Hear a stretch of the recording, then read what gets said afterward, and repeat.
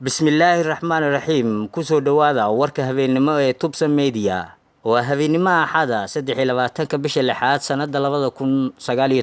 qodobada aad ku maqli doontaan oo aad ku daawan doontaan caawa warkeena waxaa ka mid ah madaxweyne Xaaf oo go'doon galay iyo saacadaha soo socda oo ay macquul tahay inuu xilkaasi iska casilo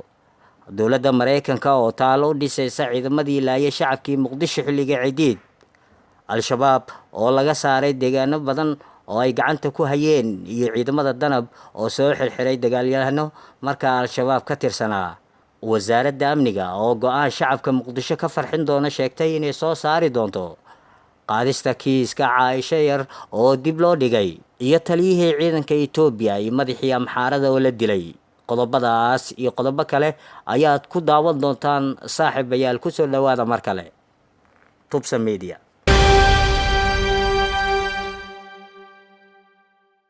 madaxweynaha galmudug Axmed Ducaale Geela Xaaf ayaa isaga baxay magaalada Dhuusamareeb ee caasimadda maamulkaasi Xaaf oo aan ku qanacsanayn wadahadallada u socda dowladda iyo ahlu sunna ayaa maalmihii dambe lagu celinayay Dhuusamareeb si uu qayb ugu qaato isla markaana qayb ugu noqdo wadahadallada balse Xaaf ayaa arintaasi ka biyadiiday madaxweyne Xaaf ayaa la xaqiijiyay inuu halkaasi isaga baxay waxaana jidka ku sii sugayay ciidamo tiro badan oo uu hogaaminayay wasiirka maaliyadda galmudug Saciid Siyaad wararka Tubsan Media ay helayso ayaa sheegaya inuu Xaaf saldhigan doono magaalada Cadaado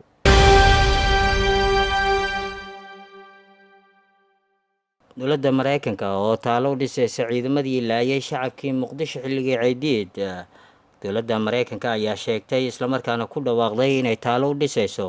ciidamadii kaga dhintay dibadda Mareykanka isla markaana qayb ka ahaa ciidamadii howlgalka loo diray waxaana dagaaladaasi ciidamada Mareykanka kaga dhintay ka mid ahaa dagaalkii 1993 uu ku galay Muqdisho laguna dilay 18 ka mid ah askartii Mareykanka ahayd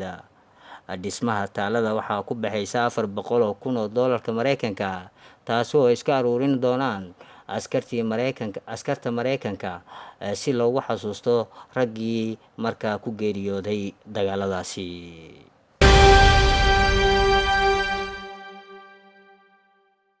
ciidamada dowladda federaalka oo la wareegay deegaano ka tirsan Shabeellaha Hoose faahfaahin dheeraad oo ka soo baxaysa howlgallo iyo dhaqdhaqaaqyo ciidan oo dowladda maanta ka sameysay deegaano iyo degmooyin ka tirsan gobolka Shabeellaha Hoose ee koonfurta Soomaaliya howlgalladan oo ahaa kuwa ballaaran ayaa waxa ay ciidamada kula wareegayeen gacan ku haynta deegaanka Xarshanley ee ku dhow magaalada Baraawe ee caasimadda maamulka Koonfur Galbeed ee Soomaaliya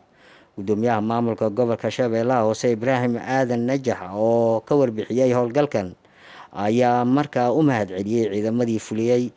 sidoo kalena Najax ayaa sheegay in ay sii socon doonaan dagaalada ka dhanka kooxda al-shabaab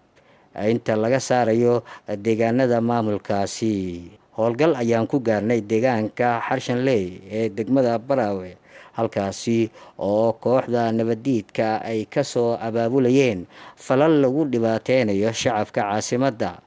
Koonfur Galbeed ee Soomaaliya waxaana ugu mahadcelinaynaa ciidamada ammaanka ee howlgalkaasi markaa fuliyay isla markaana gacanta ku soo dhigay deegaanka Xarshanley ayuu yiri gudoomiye Najax muddooyinkii dambe ciidamada dowladda ayaa kordhiyay howlgallada ka soconaya koonfurta iyo bartamaha Soomaaliya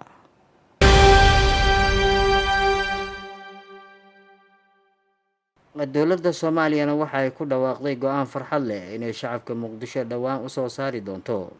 wasiirka amniga ee Soomaaliya Maxamed Abuukar Islaaw Ducaale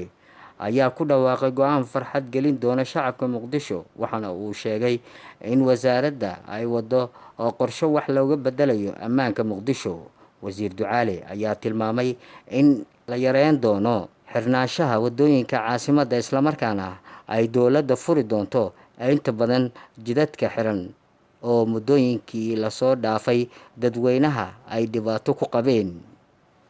sidoo kale wasiirka ayaa intaasi raaciyay in dowladda federaalka ay la imaan doonto qalab casri ah oo lagu xaqiijinayo amniga dalka waxaan ballan qaadayaa jidka inaan khafiifin doono. Meelaha xiran waa jidcadayaasha oo keliya. Jidcade kasta askari lama geyn karo. Marka qalab casri ah ayaan keeni doonaa oo markaa amniga lagu xaqiijinayo. Hala dulqaato amniga, qorshayaal badan ayaa nooga degsan, ayuu yidhi wasiir Islaaw. Dhinaca kale, Maxamed Abuukar Islaaw Ducaale, wasiirka amniga xukuumadda federaalk Soomaaliya, ayaa ka codsaday shacabka inay la shaqeeyaan ciidamada ammaanka ee dowladda si looga hortago falalka liddi ku ah nabadgelyada. Inta badan wadooyinka waaweyn ee caasimadda dalka ayaa xiran, waxaana ka jira waxa loo yaqaano kala wareeg. Ciidamada ammaanka, gaar ahaan kuwa booliska, ayaa sidoo kale ku sugan koontaroolo gaar ah oo laga sugo amniga guud ahaan caasimadda Muqdisho.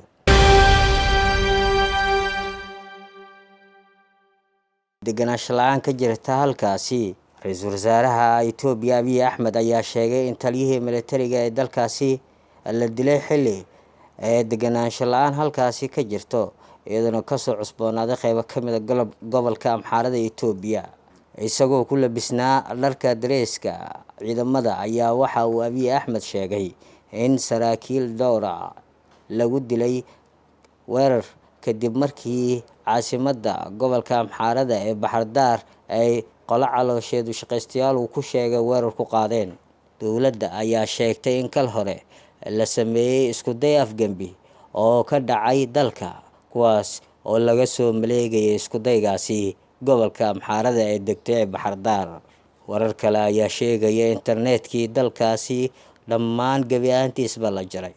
iyadoo dadka dhammaan ay ka cabanayaan, isla markaana ay internet la'aantu soo wajahday.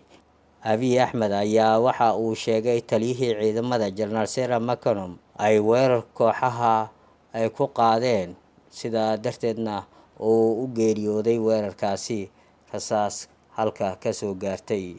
Waxa uu halkaasi sidoo kale ka sheegay in ay la socdaan dhammaan afgembiyada ragga ka dambeeyay,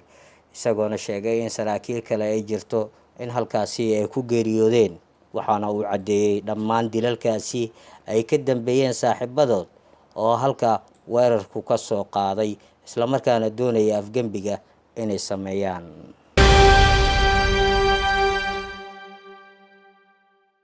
Guud ahaan wararkeennii intaasi ayaa kusoo gabagabeynaynaa. Dhammaan waa ku mahadsantihiin la socodka iyo daawashada warkeena. Fadlan subscribe deh. Warkan warka xiga intaan dib ugu kulmi doono, waxaan kaga tegaynaa bahda Tubsan Media. Salaamullaahi calaykum waraxmatuhu wabarakaatuhu.